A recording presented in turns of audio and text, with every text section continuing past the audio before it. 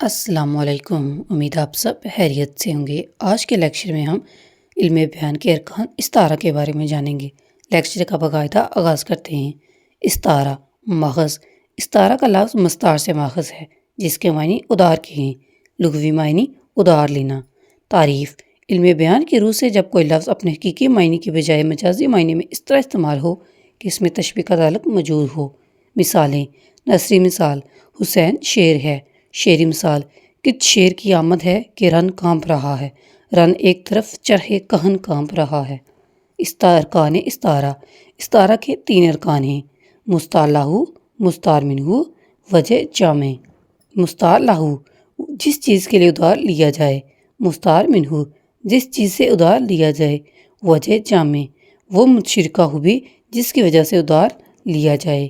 شعری مثال: مستعار لہ بہادر مرد یعنی حضرت علی علیہ السلام۔ مستعار منہ شیر، وجہ جامع بہادری۔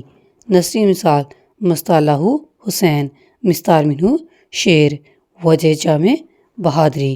امید کرتی ہوں کہ آپ کو آج کا لیکچر پسند آیا ہوگا۔ مزید اس طرح کی ویڈیو دیکھنے کے لیے ہمارے channel online Urdu literature note کو سبسکرائب کیجیے اور بیل آئیکن کو دبانا نہ بھولیے۔ شکریہ۔